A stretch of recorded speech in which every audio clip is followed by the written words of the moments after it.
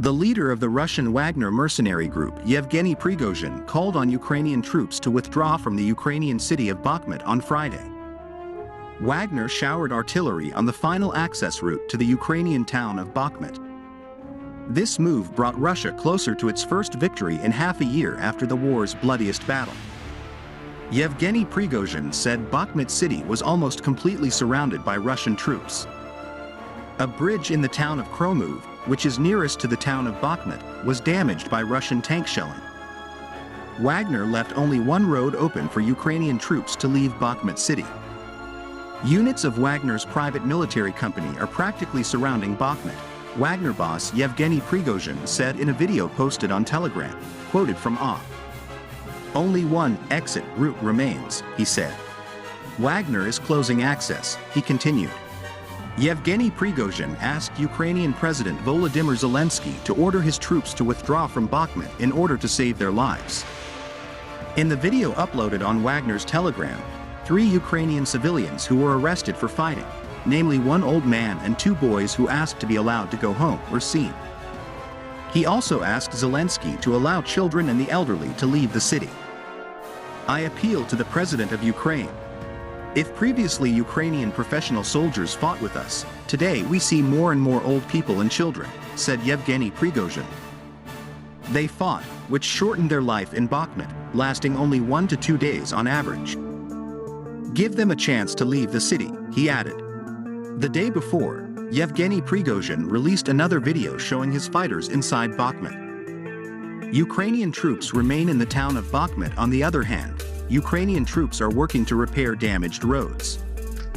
They sent more troops towards the front as a sign that the Ukrainians were not ready to surrender the city of Bakhmut.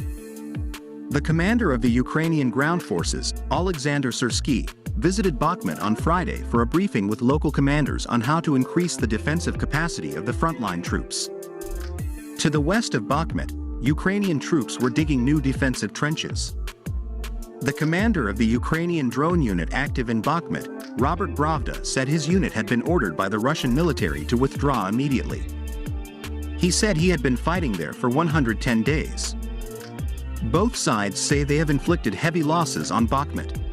The Ukrainian side says its troops are still holding out there and admits the situation has worsened this week. Volodymyr Nazarenko, deputy commander of Ukraine's National Guard, told Radio NV Ukraine the situation was critical and fighting was going on around the clock. They did not take into account their losses in trying to take the city by assault, he said, quoted from The Guardian. The task of our troops in Bakhmut is to inflict as many losses on the enemy as possible. Every meter of Ukrainian soil costs hundreds of lives to the enemy. We need as much ammunition as possible, said Nazarenko. There are more Russians here than we have the ammunition to destroy them, he said, explaining Ukraine's lack of ammunition. The importance of Bakhmut city for Russian troops. Bakhmut is a major transport hub through which Ukrainian troops in the Donbass are supplied with weapons, military equipment and ammunition.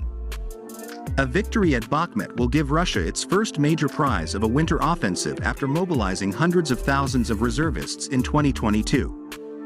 The city of Bakhmut will be a springboard for capturing the region around the Donbass, an important Russian war objective.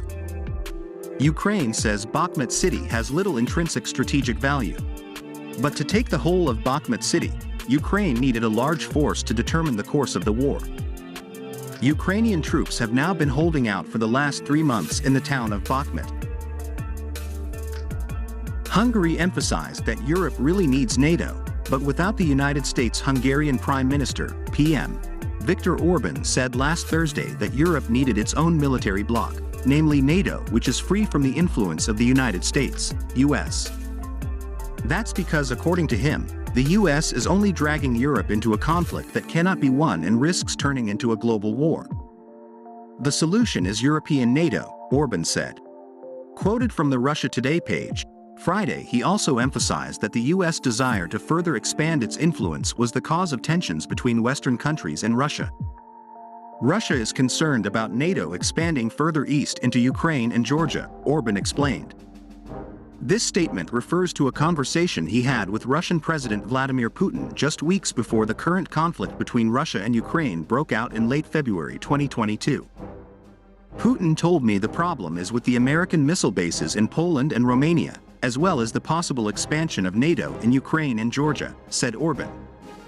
He noted that the Russian leadership is worried about the possibility of the US deploying its weapons to these countries. According to him, that is one of the fundamental reasons behind the ongoing conflict in Ukraine. I understand what Putin is saying, but I don't accept what he is doing, Orban said, referring to Russia's military operations in Ukraine. Orban stressed that Hungary must avoid this conflict. He also said that Hungary was subjected to continuous pressure. Because other Western countries want to drag us into the war by any means possible, Orban said.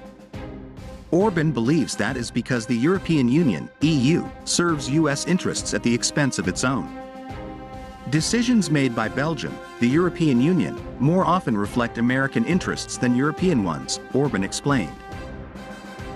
Russian president says there has been an act of terrorism in a village near the border. Ukraine denies involvement. Russia accused Ukrainian saboteurs of crossing its border and carrying out terrorist attacks in nearby villages on Thursday. The claim was denied by officials in Kyiv. The circumstances surrounding the incident in Russia's southern Bryansk region were unclear, but President Vladimir Putin called it a terrorist act in a televised address. They will achieve nothing. We will destroy them, he said, adding that the group had been targeting civilians. Earlier, the governor of Bryansk, Alexander Bogomaz, said in a telegram post that saboteurs had killed one person when they opened fire on a moving car. Bogomaz added that a 10-year-old child was injured and has been taken to the hospital. Russia's FSB Internal Security Service said its own troops and the army were trying to liquidate Ukrainian nationalist armed groups that had crossed the border. However, Ukrainian presidential advisor Mikhailo Podolyak called the Russian report a classic deliberate provocation. He said the attack was carried out by Russian partisans. Ukraine has been intensifying its efforts to strike deep inside Russian territory, with drone strikes being reported this week. But Kyiv, the United States and other Western allies have also accused Russia of planning false flag operations during the conflict to provide a pretext for its own escalation. A group that identified itself as the Russian Volunteer Corps appeared to acknowledge the attack in a video posted on social media. The group, however, denied that Ukrainian sabotage was involved, although it described their group as a volunteer formation in the armed forces of Ukraine, which opposed Putin. The Russian Volunteer Corps went to the Bryansk region to show our compatriots that there is hope that the free Russian people with weapons in their hands can fight the regime, he said in a statement on his Telegram channel. Little is known about the group, and it is not yet clear whether they have links to the Ukrainian military. It is also not clear what actions are being taken and what goals are to be achieved. Putin has ordered authorities to tighten controls on the Russian-Ukrainian border. The Kremlin said drones launched by Kyiv had flown far into Russian territory, including reaching near Moscow. Kremlin spokesman Dmitry Peskov told a news briefing Thursday that Putin canceled a planned trip to southern Russia on Thursday and received a report on the situation from Bryansk, according to the Associated Press. Details of the alleged attack were still being clarified, he said. We are talking about a terrorist attack. Steps are now being taken to destroy these terrorists, Peskov told reporters.